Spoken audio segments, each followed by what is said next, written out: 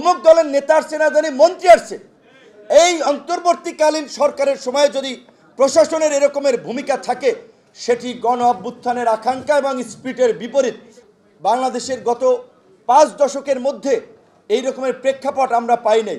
সুতরাং এই রকমের একটি প্রেক্ষাপট পেয়েও যদি আমরা পরিবর্তন করতে না পারি, তাহলে এই জাতির কপালে ভবিষ্যতে দুঃখ আছে, দুর্দশা আছে।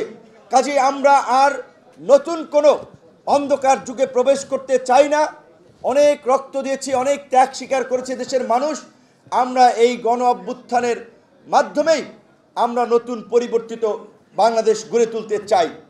আমরা পরিষ্কারভাবেই বলেছি, আজকে আগামীতে আমরা যে একটি অবাধ, সুষ্ঠু, নিরপেক্ষ নির্বাচনের প্রত্যাশা করছি, যেখানে সকল মানুষ তাদের ভোটের অধিকার প্রয়োগের মাধ্যমে তাদের পছন্দের জনপ্রতিনিধি বাছাই করবে। নির্বাচনে প্রার্থীরা ক্যাম্পেইন করবে, গণসংযোগ প্রচার প্রচারণা চালাবে।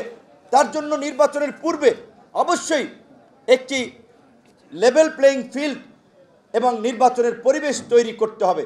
কিন্তু আমরা লক্ষ্য করছি, আপনারাও নিশ্চয়ই আমাদের চেয়ে ভালো লক্ষ্য করছেন, কারণ আপনারা তৃণমূলে কাজ করছেন। আপনারা জেলার ডিসিএসপি, ইউনো ওসি থেকে শুরু করে তৃণমূল পর্যন্ত কাজ করছেন।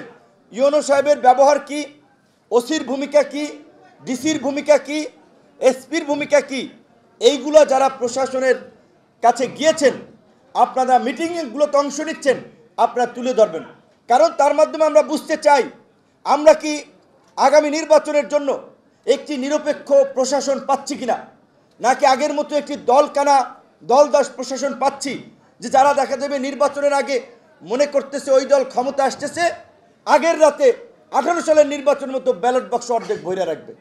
পরিস্থিতি হতে পারে, কারণ প্রশাসন তাদের আখের গোছানোর জন্য, প্রমোশন পদোন্নতির জন্য তারা মনে করছে ওই দল ক্ষমতা আসতেছে, তাদের সাথে আগেই লাইন লাগাচ্ছে। তাহলে প্রশাসনের যদি এই চরিত্র থাকে, তাহলে তো আগামীতে আমরা যে এই কাঙ্ক্ষিত নির্বাচন চাই সেটি সম্ভব হবে না। তবে সরকার এই বিষয়ে শক্ত অবস্থানে আছে। প্রধান উপদেষ্টা পরিষ্কারভাবে বলেছে, আমি বাংলাদেশের ইতিহাসে একটি ভালো নির্বাচন দিতে চাই।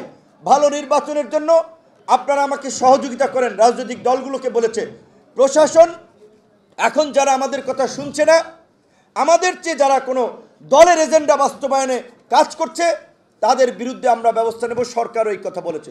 অবশ্যই আমরা মনে করি এখন তো কোনো রাজনৈতিক সরকার নাই, তাহলে প্রশাসন দেখবেন কিছু কিছু ক্ষেত্রে মনে হচ্ছে প্রোটোকল দিচ্ছে, যে অমুক দলের নেতা আসছে না জানি এমপি আসছে, অমুক দলের নেতা আসছে না জানি মন্ত্রী আসছে। এই অন্তর্বর্তীকালীন সরকারের সময় যদি প্রশাসনের এরকমের ভূমিকা থাকে, সেটি গণ অভ্যুত্থানের আকাঙ্ক্ষা এবং স্পিরিটের বিপরীত। আমরা প্রশাসনকে পরিষ্কারভাবে বলতে চাই, এই পরিবর্তনে আপনারা অংশীদার হন।